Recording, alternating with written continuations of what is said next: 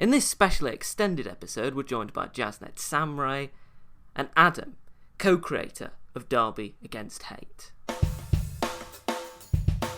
Brexit means Brexit. An exit from Brexit. No more Mr. Nice Guy. Seamus, I'm not sure this is a great idea, is it? Order! Hello and welcome to the latest episode of the Debated podcast. I'm Will, I'm one of the co-hosts, and as always, I'm joined by my co-host Conrad. Hello. And this week's guest is... Oh, hi, I'm Jazz, and I'm from the Lib Dem South East, and I am a member of the South East Executive for the party. Right, well, let's get started. To begin with, I'd like to ask, what are your sort of like general feelings about the recent Conservative leadership contest? How do you think it's going? What do you think each of the candidates will potentially offer the future of the country?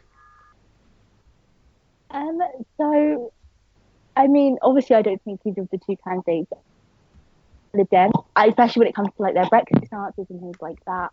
I fundamentally disagree with them. However, I much prefer obviously Jeremy Hunt to Boris Johnson, but in my view, neither of them are fit to be Prime Minister. So I just think the Tory leadership contest has taken such a turn, and it's a real shame, to be honest. There are so many good Tory MPs, and it's just a shame, you know, the ones that we're left with. It's a bit sad. Out of the Tory MPs, you said so many good ones. Who would you have, out of the whole parliamentary Conservative Party, ideally have liked to see? Oh, ideally as leader, there was Kirsty Justine Greening. I think would make a really good leader. I think Chloe Smith would make a good leader. You know, there are lots of moderate Tory MPs out there. You know, I could name about 10 or 15 off the top of my head, but I just think that there is so much talent within that parliamentary party. And I feel like with the candidates that have been put, or even with the candidates who originally stood, so the group, I do think that it is a shame to kind of, you know, watch the Tory party take a real turn to the right, and I think that's really dangerous for the country. So I don't necessarily think any of the candidates were representative of what the country wants, and that to me is just a shame, and it's where democracy is kind of failing in a way. Obviously, one of the most important issues regarding the Conservative leadership contest is Brexit, and I know that you're obviously passionately campaigned against it. Do you think that there is a way that either of the candidates can, in any sense, bridge the divide between Leavers and Remainers? Or do you think that this is going to be something going forward that is going to dominate our politics for a long time, the sort of the divide between Leave and Remain? So I think originally when the Brexit vote happened, I think it could have been bridged. I'd say, you know, Theresa May's deal or the deal that she wanted to put through. I do think that deal could have potentially bridged the country because it was a middle ground. And I think the solution to Brexit, and that's going to be an unpopular thing to say, but I do think that the only way to truly bridge the country around the issue of Brexit is to have some sort of middle ground, something like a common market 2.0, which is actually something that's advocated for privately within our party.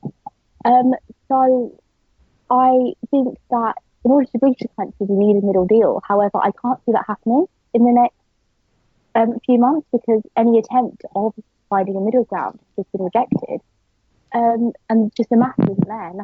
It's not possible to achieve. So for me personally, I do think that a hard leave would be detrimental to our society, which is why I do firmly back Remain now.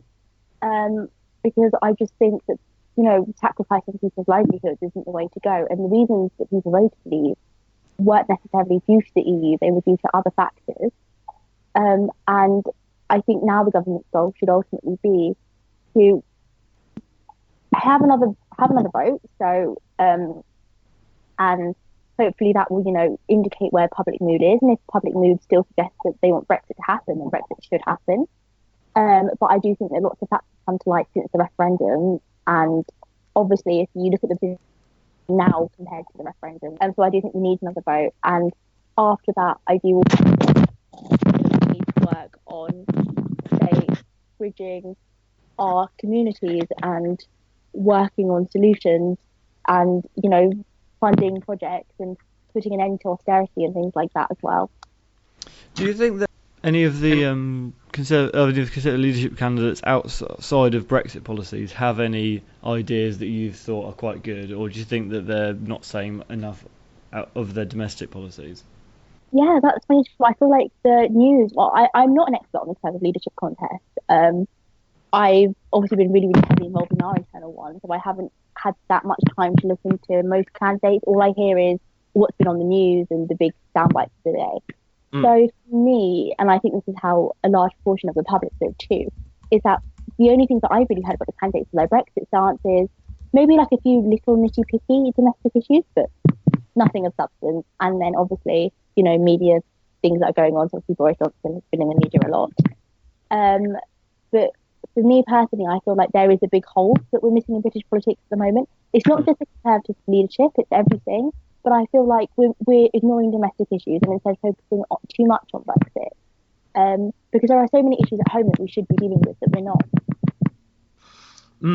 And as you say, that there does seem to be sort of like a fight for the centre ground of politics. I mean, Boris Johnson in a recent interview said that he wanted to be a prime minister from the centre right. Rory Stewart said during the leadership contest that he wanted to revive the centre. Do you think that after years of being told that sort of the centre of politics and centrist politics are dead, do you think we're beginning to see a revival of the centre, or do you think that this is all just sort of like show and this won't be backed up by policies that might be seen as centrist? So I think politics has become incredibly polarised after the last, over the last decade. We've seen the rise of the far left, we've seen the rise of the far right, and I do think that it's natural to come back into the centre, and I think that's what we're seeing. We're seeing a new political alignment. But I think saying returning to the centre is a pretty vague term. And I do also think that not only are we seeing a return to the centre, I feel like we're seeing almost a return to, say, like liberal politics as well. I do think there's been a revival almost of liberalism. And I feel like that's an element of it coming back into the centre. Well, I do think we've returned to the centre, but I also think that's just pretty vague, as in like what counts as the centre? There's lots of opinion on that. So we've talked about the Conservative leadership contest, but obviously your party, the Lib Dems, has a leadership contest going on as well at the moment. Probably not as high profile, but it's still going on. So who are you backing to be the next Lib Dem leader, and why do you think they're better than the other candidates? I'm Ed Davey, and for me personally, both of them are good candidates. For me, Ed is the person makes me want to get out of my seat and campaign, and I personally believe, the only candidate who can truly provide direction for our party to head in, because he has, some really solid proposals. It's not, for me, Ed isn't just soundbite. He's a genuine politician who has, who cares about everyone. And I've seen this because obviously I'm based in Kent, so I'm really close to the London party, the parties that Ed represents and is really heavily involved in. And I've watched him encourage candidates to come forward. I've watched him, tackle internal issues. I've watched him campaign for his constituents. So for me, it's not just words, it's actions as well. And he's really inspired me personally. I wondered, as you said that you're supporting Ed Davey, what you thought about a recent piece that he wrote for The Times, in which he said that he floated the idea of a Remain alliance to decapitate that blonde head in Uxbridge and South Ruislip. Do you think that he was mistaken in using language like that to describe Boris Johnson? So I do think so. For me personally, I don't think it's a problem just with Ed. I think it's a problem again with politics as a whole. And I keep saying, I constantly say it everywhere I go. I do feel like politics has taken a really bitter turn recently. To the point where the language that is used to describe politicians is completely unacceptable. And I do think that's really, really dangerous. And I think it's not just Ed, again, it's all MPs, or not all MPs, but I've seen from a wide spectrum of parties. So I do think it's just a problem that needs to be tackled, and we need to tackle this toxic culture that is prevalent within our politics at the moment. Because it's just really negative, and I don't think politics should be negative. Politics should be about change and debate. It doesn't have to have this negative element to it. Do you think the negative sort of element in politics is sort of putting off sort of younger people from getting involved? Definitely, because if you look at young people and what they stand for. So a bit of background on me: I used to be the youth chair for the South East region. So I work with young people really closely, and I still do now. And for me, I feel like young people are really opinionated. They're really passionate. We might not agree on everything, like in terms of like young people, there's lots of debate within young people, but I do think that this discourse, this negative discourse, is really putting young people off politics because but having an inclusive environment is so important, and I just don't see that happening. And whilst it's obviously prominent with young people, if you even look at the public in general, I just feel like we're in such a dire time, and politics is becoming this kind of exclusive thing that isn't really relevant. And the whole idea of abuse, toxic discourse, whatever, it's kind of pushing it into another box and making it completely separate from reality. Politics isn't representative of reality. There's a massive, massive divide at the moment, and we need to work on fixing that and building trust. And what the toxic behaviour is doing, and these toxic terms, and these just abuse that lots of people in politics get. Idea that politics is a game. All it's doing is dividing that, and it's separating the two. And what it's doing is it's stopping people from feeling like they can get involved. You wrote a piece recently, January this year, entitled "Arg, I Hate Politics," and and in the piece you argue, in the piece you argued that part of the reason the problems with youth participation is because the system that politics relies on, the structure of politics, is somewhat set against young people. How do you think we can change that to make it more accessible to young people and make sure that they aren't put off from taking part in politics? So I spoke about, again, the issue of abuse briefly in that piece, and I feel like I've kind of outlined as to how we can be, how political parties as a whole, not just my party, but everyone needs to be more inclusive of young people. But in terms of accessibility, things like going to events and where events are held and things like that. To say me, there are times where I've spent 50, 60 pounds in one day going to an event. Because I, as an elected person, I obviously have to represent. So obviously I've come from a local background as well, so I've had to represent, say, my local area or my local youth division. So I've had to go to events, and I've had to spend my money. And as a young person, that's really hard because you don't get that much money. And to be spending 60, 70 pounds in a day, and that's just on travel, and that's not even including accommodation. For me, that's, a lot of money, and that's something that lots of young people can't do. So again, it's the idea that politics is only available for a certain type of person, a certain type of elitist. And for me, I'm not the poshest person.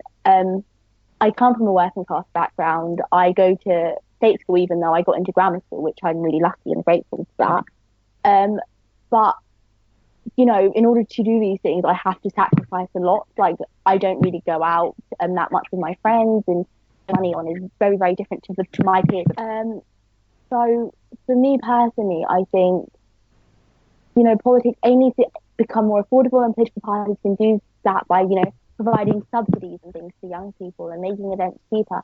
There are times where I've sat in meetings for party events, and it will be like, if you have a formal dinner with MPs and stuff, and they'll charge £200 a ticket, and I'm thinking, what young person can afford £200 a ticket? Yeah. I was like, I barely earn that in a month. That disconnect again between people in power and young people is humongous, and it needs to be bridged. I definitely agree with your broad point about young people and politics and things being too expensive. I found that in the Conservative Party, that there are a lot of events, and you think, is that worth it? When I, for what I'm paying, for what I'm getting out of that, it's all very well for like a wealthy pensioner to be paying that money, but it's a bit different for like a student who's making ends meet. Yeah. But play devil's advocate a little bit. Do you think that sort of obviously all parties are kind of strapped for money? They've got a load of campaigns going on, elections happening all the time, that they can't really afford to subsidise like sort of younger students and younger people because they've got so much else that they've got going on. Yeah, but it's a matter of priority. So for me, I see getting young people to events as almost as a thing that should happen, because ultimately, if you don't get young people to events, what happens is decisions are made by, the older generation. Young people don't get a say in the world that affects them in internal party politics. And for me, that really saddens me, because I just feel like young people don't have a voice, and even in society in general, they don't really have a voice. And if you're going to, again, keep them further away from the procedures that make change, that's an issue.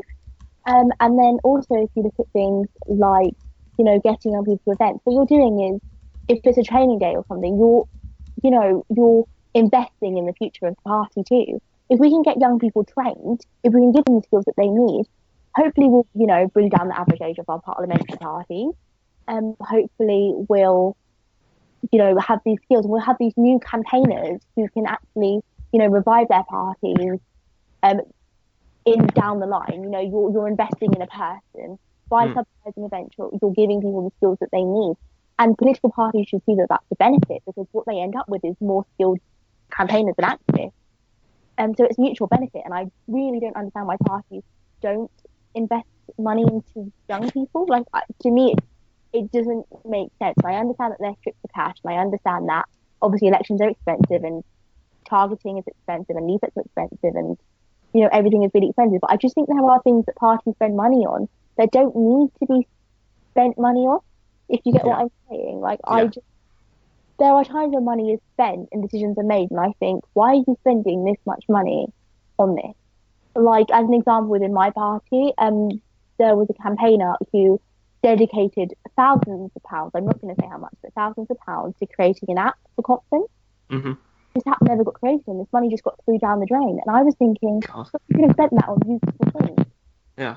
Just moving on slightly, the Brecon and Radnorshire by-election is coming up, and it looks like it could be a close contest between the Conservatives and the Liberal Democrats. What do you think are the chances of the Lib Dems taking that seat from the Conservatives? So I do think that we could win it. I think it's one of our most winnable seats in Wales. So I do think there is a good chance that we win it. Obviously, the circumstances around the by-election aren't the best for the Tories as well. So I do think that we have an added factor there. Also, we have the largest membership we ever have had. And obviously, because it's the only by-election at the moment in terms of parliamentary by-elections, we will have constant activists visiting that area, doing walks, campaigning. And it's a chance to really get the candidate Jane Dodds has in that community and getting to know the issues there. I've been following her closely. I love her Instagram. So I try to stalk that. But I know that a lot of work has gone there, and also obviously we have Chris Williamson there as well, who's currently the AM for that area, a member of the Senate. So I do think there's a really good chance that we can win that seat, and I feel like after the European elections, we as a party have that momentum to win that seat. And for me, that's really exciting. But yeah, I do think our chances are good. Obviously, the Brexit Party have also said that they're going to stand a candidate in the by-election. It's an area that they've did quite well in the European elections. What are your thoughts on sort of the threat posed by the Brexit Party and their impact on politics more generally?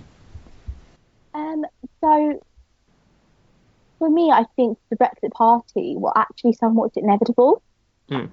And my reasoning for that is politics again has become extremely polarised over Brexit. The Conservatives and the Labour Party are failing to appeal to the proportion of the population that is, a hard Brexit supporting. And that's a feeling that has, existed for a long time. So the area that I live in, Rochester and Shrewsbury, the constituency that I live in, it's an ex-UKIP constituency. It's a very hard leave constituency. And I remember in 2017, even in local elections, we had that feeling of neither of the main two parties are, standing up for what I believe in. And whether I agree with that or not, it's clear that there is a disillusionment between the public and the two main parties at the moment. So I do think that something had to fill that, again, hole in British politics, and the Brexit Party obviously did. And do they pose a threat? Well, I mean, I feel like that's a big question. If you look at the MEP elections, for example, they did incredibly well. Maybe not as well as they'd like, but they did do well. And I do think they pose a threat in terms of winning seats. It's perfectly possible that they win seats. I mean, if you look at areas of the country where, so say my constituency, for example, the Brexit Party got something like 30,000 votes, whereas we came second and we got 8,000. So again, that clear majority for the Brexit Party shows that, yeah, they probably do pose a threat in individual constituencies. And if there was a general call and they had 650 candidates, there would be a good chance that they'd get, a good few seats. I mean, by a few, I mean probably about dozens. Yeah. So for me personally, I think they are a threat, but I do think they're a short-term threat. It's a single-issue party. Whatever happens in Brexit, if there's a hard Brexit, whether the Brexit Party will go away. If there's a second referendum, the Brexit Party and Remain win, the Brexit Party will go away. So I think in the long term, I don't think they're a threat. I just think for now, they're a symbol of how volatile politics is as a whole. We're coming to the end of the podcast now, and I've got one final question for you, Jazz. If you were stuck on a desert island and you could have only one luxury item with you, what would it be? That's a big question. Wasn't expecting that. I don't really know, to be honest. What counts as a luxury item? Oh, well, I mean, I don't know, a life supply of chocolate, a particular book, something like that. Is there anything in particular that comes to mind, or? So that's actually a really hard question. I'm just thinking on the spot now. You've got me. I didn't think this was the one that was going to get me. I don't really know, to be honest. I think I'd probably take. Again, you mentioned a book, and there was a book that came to mind. The book that came to mind was We Were Liars by Emily Lockhart. By the way, it's a brilliant read. I would highly suggest you read it. It's not political related at all as well, so good escapism there. But basically, it's one of those books that, really motivate me to get up and make change. And it doesn't. It's one of those books about, it's a fictional book, but it's kind of a sort of autobiographical thing based on real events. But for me, I think that would be the book that I choose, because it would just encourage me to carry on. I feel like a desert island would be really boring, and I'd just be stuck in the middle of nowhere. And, I just need hope, and I just need something to cling on to and be like, yeah, it could get worse. My house could get on fire.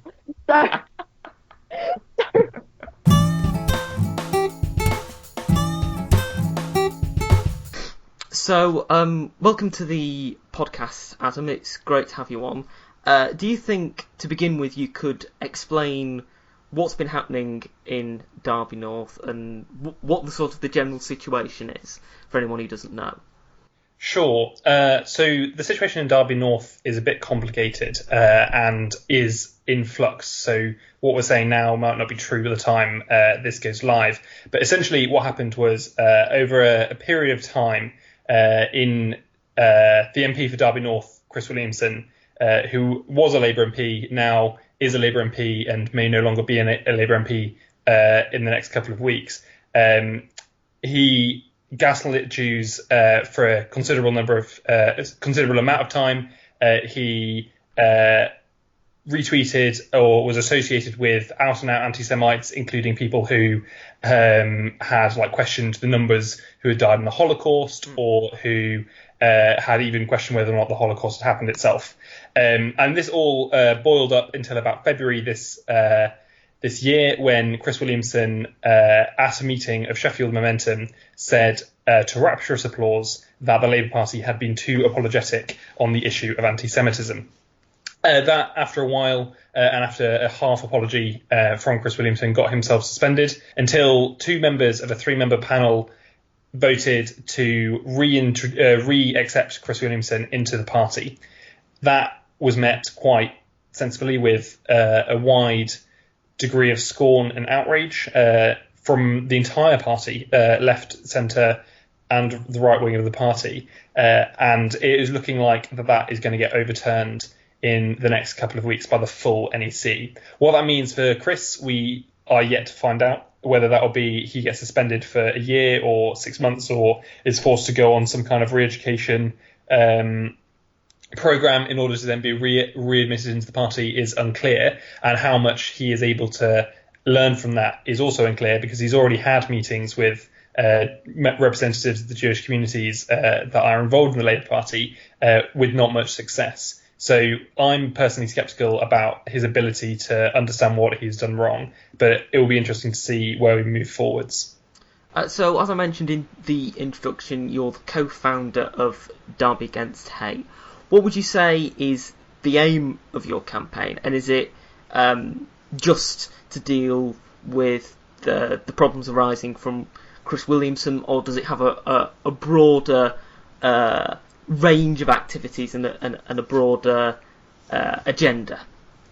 So yeah, that's a really good question. We founded a Twitter account which is @NoHateInDerby, or Derby Against Hate, in the wake of the news about Chris Williamson, because we were just fed up with the amount of racism and anti-Semitism and other forms of intolerance within Derby as a city, and also more specifically to do with the Labour Party within Derby. And we were really disappointed to see the result of the NEC 3-panel meeting, and that was kind of like the impetus for us to set this up. But we also have in our city more UKIP councillors now than we did in 2016. We gained 2 UKIP councillors in the election just locally in the 2019 local elections, and we had 2 elected in 2018 as well. In 2020, so next year, we're likely, if we don't do anything about it, to see another 2 or 3 UKIP councillors be elected. And that needs a bigger conversation as well. But the only way we're ever going to be able to deal with that problem is if we get our own house in order first. So why do you think there is such a great deal of anti-Semitism on the left, and in particular in the Labour Party? What do you think is the root cause of it? I don't know.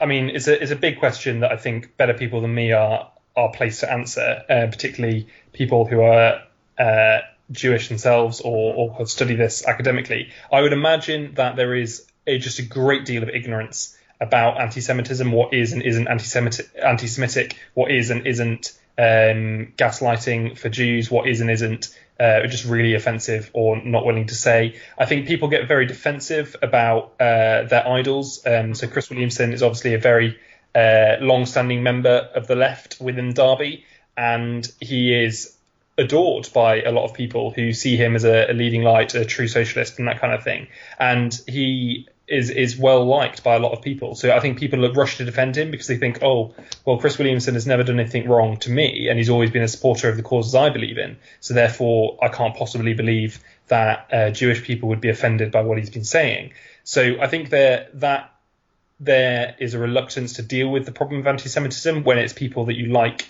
engaging with anti-Semitic ideas or people. But I think that generally, I can't really say an answer more specifically than that about why there is a large amount of anti-Semitism on the left. How do you think the Labour Party can tackle anti-Semitism more effectively? So again, Jewish organisations can answer this more specifically, but generally we just need to massively overhaul our disciplinary procedures. They are an absolute joke. They need to be made independent. They need to be taken out of the control of a group of people on the NCC or the NEC, and they need to be much more transparent. They need to happen a lot more quickly, and they have to actually inform the people who are involved. So Chris Williamson tweeted the other day, and I have no reason to not believe him, that he still hasn't heard from the NEC or the NCC what the resolution to his case actually was. So he is still in the dark about what happened.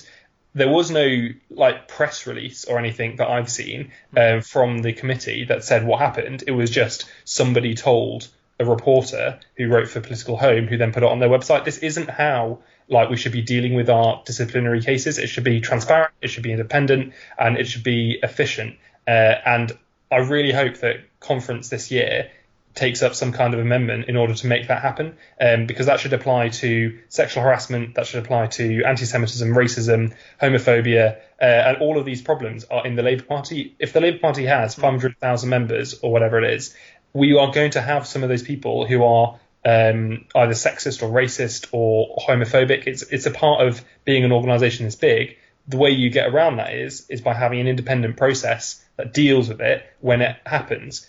And until that is in place, I don't think anyone will have any faith in the disciplinary process of the Labour Party. We talked about this on the podcast in the last episode when we spoke to Daniel Sugarman, and we talked about it a couple of weeks before when we talked to George Ayler. And I think it's interesting what you say about ensuring that something has to go forward at conference. Do you think that the only way that this can be really, really dealt with is if there is a change to the rules of the Labour Party that make it easier to deal with this sort of abuse? I don't know. I know that the Labour Party passed an amendment which ruled out any kind of anti-Semitism or Islamophobia or any form of racism a while ago, and it'll be interesting to see if that is enough or if new rule changes need to happen. I think it's more about the fact that the process needs to be transparent, it needs to happen faster, and it needs to be independent. I think you probably wouldn't need to change that many rules in order to set up, but better people than me will be able to explain more specifically about what should happen in terms of Labour Party rules. Do you think that this and the other cases of anti-Semitism have somewhat tarnished the Labour Party's image? I mean, of course it has. I mean, you can only, having anti-Semites in our party and having people who are friends with anti-Semites in our party is obviously going to tarnish our image, not only with the Jewish community, but with the wider public as a whole, and just any kind of ordinary person who doesn't like racism is going to think badly of the Labour Party because of the number of anti-Semites that we've still got in our party. So what do you think if Chris Williamson does end up finally leaving the Labour Party? What do you think will be the lasting impact of that? I think you'll have left the Derby Labour Party in a much weaker position to fight UKIP, fight the Tories and fight the Lib Dems. I would say that in 2018, one of the reasons why we went backwards rather than forwards was because, and lost control of the party, was because of his actions and what he was saying. And I think that it will take quite a long time for the new MP for Derby North to regain trust within the communities here in order to say the Labour Party has dealt with Chris Williamson and his problematic statements and beliefs, and we are moving forwards in a way that is inclusive of everybody. And hopefully, once that new MP or new candidate is in place, we will be able to regain control of Derby City Council in order to get rid of the UKIP councillors, get rid of the Lib Dems who have been tolerating the UKIP presence and working with them to keep the Tory administration in power. Because at the end of the day, it isn't just a problem about UKIP being on the council. They could they could have 4 councillors and 0 power, but they have power because they're propped up by the Lib Dems and by the Tories, both of which are collaborating with UKIP to keep Labour out of office. So if Chris Williamson does get kicked out of the party or resigns or is deselected, then hopefully we'll be able to rebuild and then concentrate on fighting the hatred from UKIP that we see in our city. Finally, where are there any petitions or letters that people can sign encouraging the Labour Party to reverse this decision? I mean, obviously there's your Twitter account that people can follow. What other methods are there that people can support a change in the decision? Yeah, so there are plenty of different letters from different groups of people floating around on Twitter that anybody can find, probably just by searching Chris Williamson in a letter. But the key things that I think that we need people to be doing at the moment is, first of all, they need to write to their NEC representatives on the NEC and ask them, especially the members who are involved in the decision, they need to be asked why did they decide that in that way. So if you're a BME person in particular, then write to Keith Vaz because he is your representative, but then also write to the 9 or maybe 8, don't write to Peter Walsman, he's probably not going to help you, but write to the 8 CLP reps and ask them where they stand on Chris Williamson. Do they think Chris Williamson should remain suspended? Do they think that Chris Williamson should be kicked out of the Labour Party, and when should that happen? The second thing people should do if they have a Labour MP is make sure their Labour MP has signed the Labour Party letter, Labour MP's letter, that is going round, including making sure they'll vote to suspend Chris Williamson from the Parliamentary Labour Party, because even if he is readmitted into the Labour Party, he can still be suspended by the PLP within Parliament, which will be at least a step in the right direction. And then thirdly, they need to either email us or contact us on Twitter, especially if they live within Derby, and Derby North in particular, or have any friends that do so, because we're trying to organise as many people who are against all forms of racism and intolerance in order to move forwards with our campaign, both in the first instance against Chris and moving towards deselection for him, but also with regards to fighting UKIP and fighting the Lib Dems and Tories who have collaborated with UKIP moving forwards. Well, thank you for being on the podcast, Adam. It's been great to have you on, and I wish you all the highest amount of success with your campaign. No problem, thank you. If you would like to get in touch with us, you can email us at thedebatedpodcast@gmail.com. You can follow us on Twitter, Debated Podcast, like our Facebook page, and hopefully stick around for the next episode.